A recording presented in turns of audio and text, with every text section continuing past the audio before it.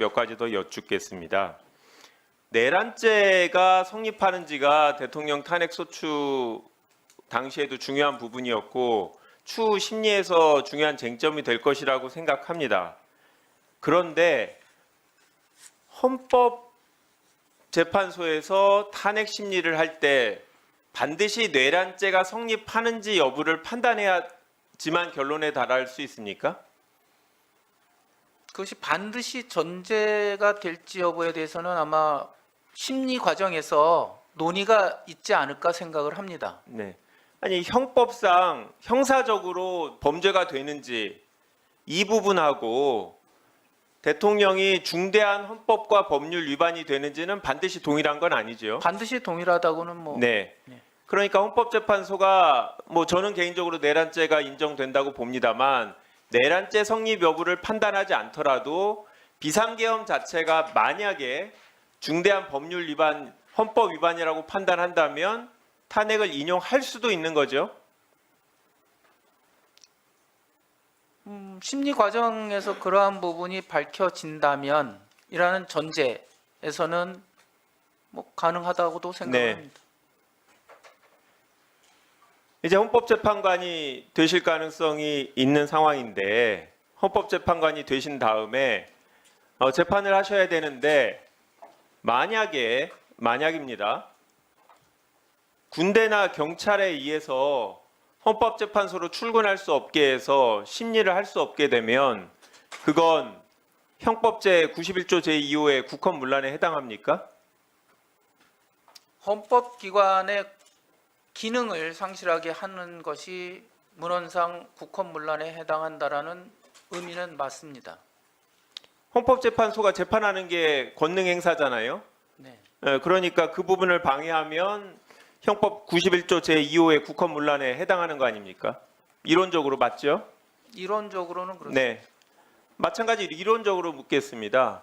국회의 권능은 법안을 심의하고 의결을 하고 이런 부분이 가장 중요합니다. 그리고 그 행위는 국회 본회의장 안에서 일어납니다. 만약에 헌법에 정해진 국회의 권능 행사를 방해하기 위해서 국회의원이 국회로 들어가는 것을 막는 군대나 경찰의 행위, 이거 국헌문란에 해당합니까? 가정적으로 말씀을 하셔서 누가 대답은- 시켰는지 물어보지 않았습니다. 네. 이거는 가정적으로 명확한 거 아닙니까? 국회의 권능을 뭐 행사하지 못하게 하는 행위에 대해서는 대법원 판례에서는 국헌문란의 목적이 있다라고 판단을 한 것은 맞습니다. 후보자도 동의합니까? 그 판례의 사실관계를 토대로 한 판단은 맞다고 생각을 합니다. 후보자는 선례나 판례가 없으면 본인의 의견을 밝히기 어려우십니까? 그게 아니라 오늘 사실관계 모든 경우에 다 그러시거든요. 선례나 판례가 있으면 이제 안심이 되시는지 그때서 그 부분이 맞다라고 하시는데 모든 경우가 그럴 수 없잖아요. 새로운 사례도 있을 수 있고 그런 맞습니다. 부분에 근데 대해서 의견을 물어보는 겁니다. 제가 말씀드리는 거는 사실관계가 재석 확정된 상태에서 확실히 판단할 수 있다라는 걸 전제로 말씀드리는 겁니다. 구체적인 사안에서는 그렇죠. 근데 하여튼 이론적으로는 국회가 입법 활동을 하지 못하도록 결의를 하지 못하도록 출입을 금지하면 국헌문란에 해당할 수 있는 거죠. 그거는 이론상은 그렇습니다. 네. 위원장님. 네, 2분 더 드리겠습니다. 역시 가상적인 상황입니다. 만약에 대통령의 관여 여부하고는 무관한 얘기입니다. 현재 확인된 사실에 따르면 경찰이 수사 중인 노상원 전 정보사령관이 수첩에서 북한의 공격을 유도한다라는 내용이 확인됐고 수첩에는 수거 대상, 사살과 오물 풍선 등의 단어도 적혀 있다고 확인이 됐습니다. 누가 지시했는지 누가 공모했는지는 아직 알 수 없는 상황입니다. 만약에 이러한 부분이 사실이라면 외환죄에 해당하는 형법 제99조 일반 이적죄의 구속요건, 즉 대한민국의 군사상 이익을 해하는 경우에 해당합니까? 그 부분에 대해서는 제가 아직 그 내용도 언론 보도를 통해서 확실히 알지를 못한 상황입니다. 제가 그래서 드리는 검토를- 부분만 확인하시면 됩니다.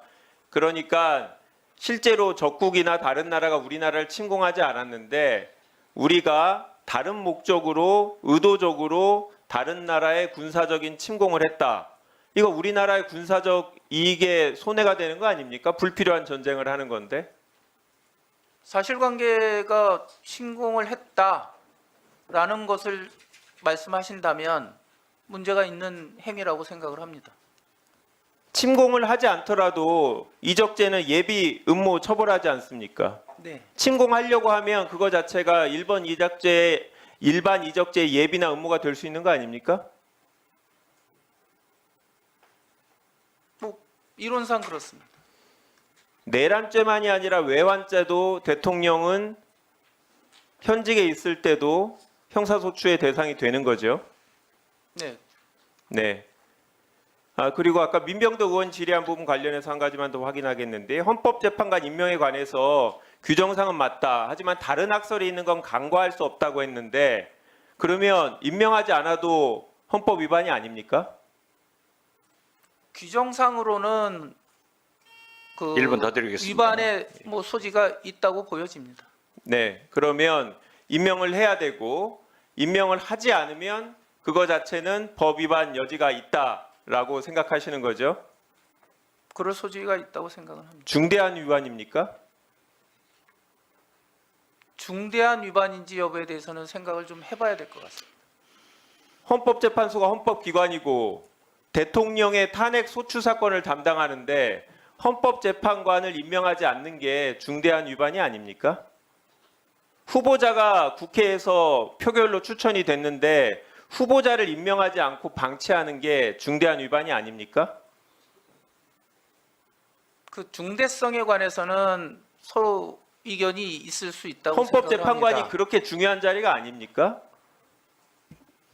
중요한 자리인 점은 맞습니다. 그러나 그 임명권의 행사 여부가 중대한 위법이 되는지에 대해서는 견해가 다를 수 있다고 생각을 합니다. 전혀 동의하지 못하겠습니다.